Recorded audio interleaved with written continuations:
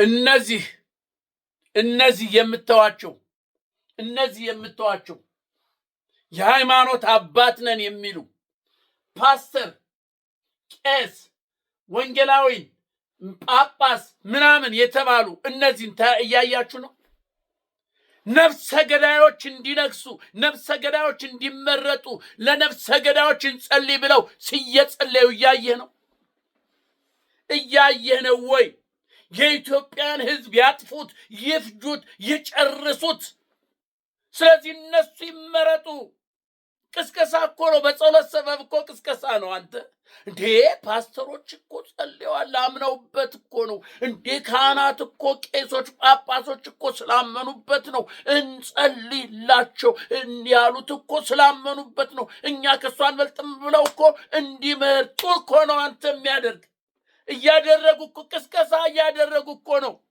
ለነዚህ ለሶስቱ ነፍሰ ገዳዮች፣ ደም መጣጦች፣ አማራ፣ ኦሮሞ፣ ትግሬ ምናምን የማይል የኢትዮጵያን ሕዝብ የሚመጡ ደም መጣጮች፣ በኢትዮጵያ ደም የሚነግዱ ለነሱ እንዲመረጡ እንጸልይ። መርሃ ግብር ተዘጋጅቶ ሕዝብ ደግሞ አባቶች አምነውበት እነሱማ ያመኑበትን እኛ ምን እያለ እኮ እንዲመርጥ ነው እኮ አንተ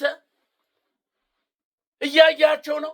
ታዲያ እነዚህን እያየ ነው ወይ አንተ አባት አለ ብለህ ቤተክርስቲያን የምትሄደው? እነዚህን እያየ ነው አባት አለ ብለህ ወንጌል ልትሰማ የምትሄደው ነው? ንገረኝ እስቲ ንገረኝ። እኔ የወንጌል አማን ነኝ፣ እኔ እኮ በቃ በጌታ በኢየሱስ ክርስቶስ አምኜ ሄዳለሁ፣ ፓስተር እኮ እንደዚህ ነው ለእንትኖች እንደዚህ የሚጸልይ ብለህ ትሄዳለህ ነው ወይ?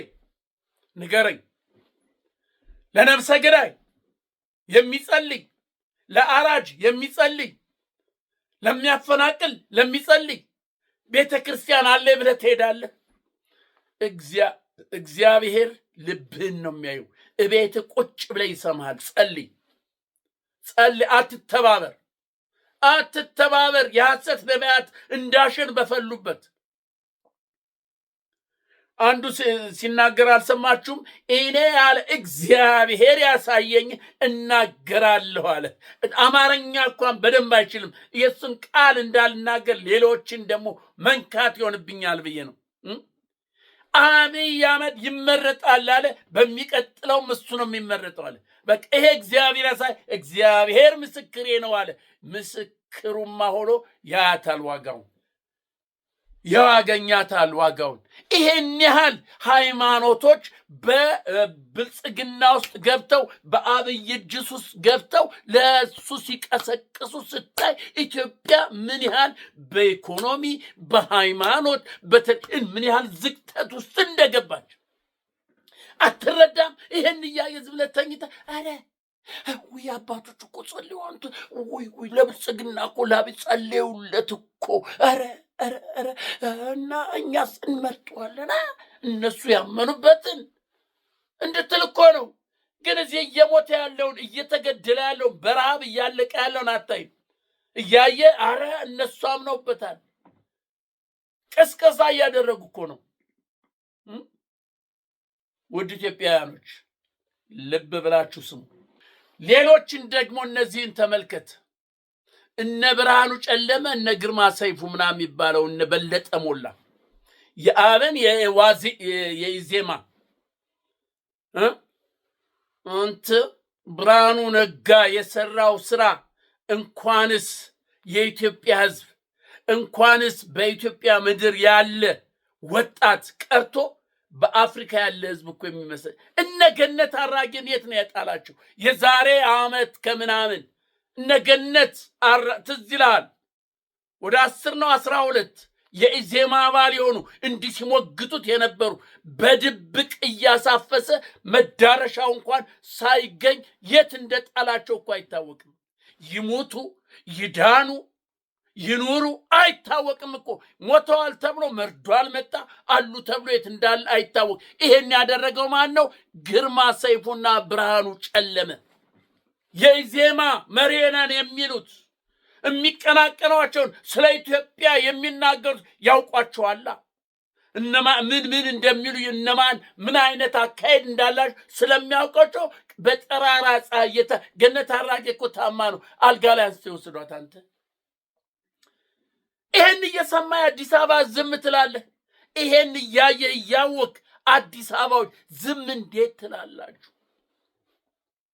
ነገ ከነገ ወዲያ እኮ በየጓዳ በየቤት እኮ ነው አንተ አይደለም ወይ? በእያንዳንድ ቤት እያልክ አይደለም ወይ ያለው?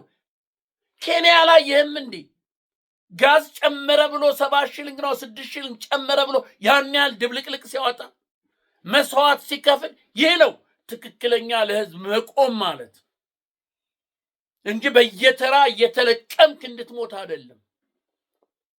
ስለዚህ እነዚህ ደግሞ ዋና ከብልጽግና በላይ ብልጽግና ከማፊያ በላይ ከ120 ማፊያ በላይ ማፊያ የሆኑ ሰዎች ናቸው። ልብ ብላችሁ ያችሁ ሰምታችኋል። የግርማ ሰይፉ ያለውን የዛሬ ምን ነው ወይዘሮ አዳነች የኛን ሰፈር ተጸየፉት? ምን ነው የኛ ሰፈር አልታያሉት? ኑና ፍርሱልን እንጂ ኑና ፈናቅሉን እንጂ ብሎ እኮ የተናገረ አንተ ሰው እየተፈናቀለ እየሞተ እያየ በረንዳ ወድቆ እያየ እየተላቀሰ እያየ እሱ በቃ ኧረ ጥሩ ነው ደግ ምን ነው ወደኛስ ያለ እኮ ሰው ነው። አንተ በኢትዮጵያ በአዲስ አበባ ህዝብ ላይ የሚነግድ ዘላቂ ለሌለው ነገር ዛሬ በልቶ በዳሪ ለሚወጣው ነገር ነገ ከነገ ወዲያ የሚያፍርበትን የሚጠየቅበትን ነገር ያንን ከአይምሮ አውጥቶ በአዲስ አበባ ሲሳለቅ የነበረ ነው። ብርሃኑ ጨለመ እነ አንዳርጋቸው ጽጌ ስለሱ ይመስክሩ። እነ ዘመነ ካሴ በኤርትራ ባህር የነበሩ ስለ ብርሃኑ ጨለመ ይመስክሩ። የኢትዮጵያ ህዝብ መስክር። የኢዜማ አባል የነበርክ መስክር ኦቅ ነገነት አራጌን አብረዋቸው ያሉትን የት እንዳደረሷቸው ታውቃለህ። ቀን ይመጣል። ተመልከተው፣ እግርላሽ ተመልከተው እንዴት እያጎበደደ እንዳለ። ብርሃኑ ጨለማ ወጣቱን ጭዳ ያደረገ የኢትዮጵያ ወጣትን የአዲስ አበባ ወጣትን ጭዳ እንዲሆን ያደረገ በእርስ በርስ ጦርነት እንዲያልቅ እንዲጠፋ ያደረገ አብይ አህመድ 50 ሚሊዮን ህዝብ ነው ለኢትዮጵያ የሚያስፈልጋት ሌላው መጥፋት አለበት ብሎ የተናገረውን የሚያስፈጽም ግንባር ቀደም የሆነ ስልጣንን መከታ በማድረግ ወጣቱን ያስጨረሰ ይሄ ምንጣፍ ቆጣይ ተመልከት እንዴት እንደሚሰግድ እንደ ያላቸውን ደግሞ ተመልከት። ደስታቸው ያላቸው ተመልከት። እሰይ አበጀው ደግነህ ልክነህ አብያችን ትክክል ነው፣ መግደል መጨፍጨፍ ትክክል ነው እያሉ እኮ ነው እናንተ። ኧረ ኢትዮጵያ ህዝባክ ንቃ። በዚህ ሰዓት የምርጫ ማካሄድ አይቻልም። በኦሮሞ፣ በአማራ ክልል፣ በደቡብ፣ በሶማሌ፣ በአፋር፣ በትግራይ ተውት። እሱ ምንም ከቁጥር እንኳን የሚገባ አይደለም። ስለ ምርጫ የሚታሰብ አይደለም። እንኳን ስለ ምርጫ የሚታሰብ አንድ ነገር ወደ ዘር የሚል የለም። ሌላ አስቻይ ሁኔታ የለም እየተባለ እነ ብርሃኑ ነጋ እነ በለጠ ሞላ እነ ግርማ ሰይፉ አጥንተን ተመራምረን ደርሰን ሂደን በአማራ 90% አስቻይ ሁኔታ አለ ምርጫ ለማከናወን። በኦሮሞ 90% አለ ምርጫ ለማከናወን። በደቡብ እንደዚሁ 100%። በምናም በሶማሌን ሁሉን ቦታ ላይ ሰላም ነው፣ ምርጫ ለማካሄድ ይቻላል። አንዳንድ ቦታ ሽፍቶች ዝም ብለው ጥው ነው እንጂ ምንም ችግር የለም ብለው ሪፖርት ያቀረቡ ናቸው እኮ። አንተ ሪፖርት ያቀረቡ ናቸው እኮ። ዛሬ በአማራ ክልል እየተደረገ ያለውን በአይንህ እያየ ነው። የሚደበቅ የሚሰወር ነገር የለም። በፕሮፓጋንዳ የሚነገር አይደለም። ፋኖ እየሰራ ያለውን ታያለህ። በምርጫ የሚሳተፉትን ምርጫ ለመምረጥ እንኳን ካርድ የወሰዱት ቅስቀሳ የሚያደርጉት በጠራራ ፀሐይ እየተገደሉ እየታፈኑ እየሄዱ ነው። የምርጫ ወረቀቱ ኮጆሮ ምኑ እየተቃጠለ በአደባባይ እያየ ነው። እጅ ላይ ባለው እያየ ነው። የቱ ቦታ ነው አስቻይ ሁኔታ ያለው? አንተ እስቲ ንገረኝ። እዚህ እንኳን ሰላሌ አሊዶሮ እዚህ አዲስ አበባ ቅርብ ከትናንትና ወዲያ ምንድነው የሆነው? ወታደር ምንሻ እዛው እያለ አውቶቡሱን መተው አቁሙ አይደል? አውቶቡስ ውስጥ ያለውን በሙሉ ይዘው የሄዱት የ120 ቡድን የ120 ቡድን ማፊያ ቡድን አይደለም ወይ ይዞ ሄደ? ወታደር እዛ እያለ አላየሁም። ወታደር አላየሁም። ታዝጃለሁ። ይውሰዷቸው የኛው ነን እኮ ብሎ ነው የተወሰደ። እና በዚህ ሁኔታ ነው እንዲያስቻይ ሁኔታ አለ የሚባለው። የአዲስ አበባ ህዝብ ኧረ እባካችሁ ንቁ! ኧረ እባካችሁ ንቁ! እናንተ የአዲስ አበባ ውስጥ በአማራ ጠቅላይ ግዛቶች ውስጥ ምርጫ የሚባል የለም። እመኑኝ፣ አንዴት ምርጫ ጣቢያ የለችም። ማስጠንቀቂያ ሰጥቷል ፋኖ። በየትኛውም አካባቢ ይሄ በዚህ ምርጫ ሂደት ላይ ለማንኛውም ሰው ላይ በሚደርሰው ነገር ተጠያቂ አይደለሁም ብሏል። ተጠያቂ አይደለሁም ብሏል። የስንት የምርጫ አስፈጻሚ ያሉትን ሁሉ እኮ እየሰበሰበ እየወሰደ እያሳየ ነው። ስለዚህ አስቻይ ሁኔታ የለም። ባህር ዳር ውስጥ እየተደረገ ያለውን ሰምተሃል። ምርጫ ቅስቀሳ ሲያደርግ አለው የሚል ምንጣፍ ገታች በግንባሩ ተነጥሎ ሲመታ፣ ደብረ ማርቆስ ውስጥ ተነጥሎ ሲመቱ እየታፈሱ እያያዟቸው በአደባባይ ከነ መኪናቸው ከነ ምርጫቸው እያያዟቸው እየሄዱ አይታል። የኢትዮጵያ ሕዝብ አይታል። ስለዚህ አሁን ዋናው የአዲስ አበባ ሕዝብ ያው አዲስ አበባ ሕዝብ ታውቃላችሁ አብይን ኢትዮጵያን ለመምራት ሳይሆን የሚመርጡት ምናልባት የከንቲባ የመንገድ ስራ የከተማ ስራ ያሱን ሊሰራላቸው ሊመርጡት ይችላሉ። አዲስ አበባዎች ግን በዛም አስቻይ ሁኔታ የለም። በአዲስ አበባ ውስጥ ፋኖ ተናግሯል። ፋኖ ጥላ ነው። ዩልሲ በምርጫው ቀን ወይ ዋዜማ ታያለህ። አዲስ አበባ ከተማ ውስጥ የሚደረገውን የሚሆነውን የሚፈነዳውን እሳተ ገሞራ ታያለህ። አዲስ አበባ ከተማ ውስጥ ምን እንደተዘጋጀኝ አታውቅም። እያንዳንዱ የኢትዮጵያ ሕዝብ ተዘጋጅ።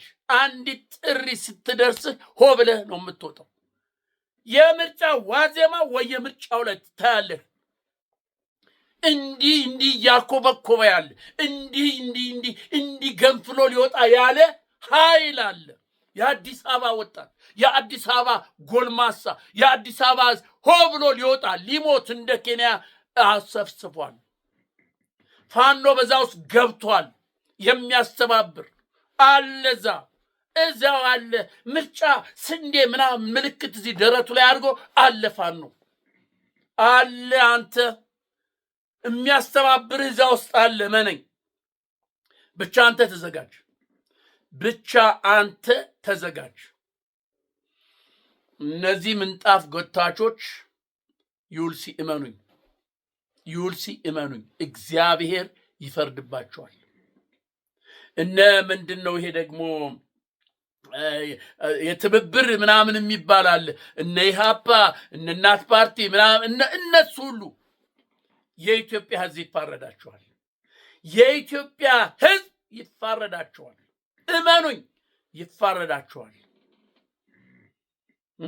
ለምርጫ እኛ እኮ እንደዚህ ይሄን ቅድመ ሁኔታ ምስጢር ስትናገር ሰምተህ 2-3 ጊዜ መሳይ ጋር እየቀርበ አስቻይ ሁኔታ እንደዚህ እኛ ቅድመ ተከተል አድርገናል። ያ ታልተፈጸመ ግን እንወጣለን፣ ለህይወታችን አንሳሳም፣ እንሳፋለማለን፣ ለኢትዮጵያ እንወርቃለን ምናምን አንዲት ያስቀመጧት ቅድመ ሁኔታ ምናምን ብሎ አንዲት እንኳን ሊፈጸም አልተነሳም።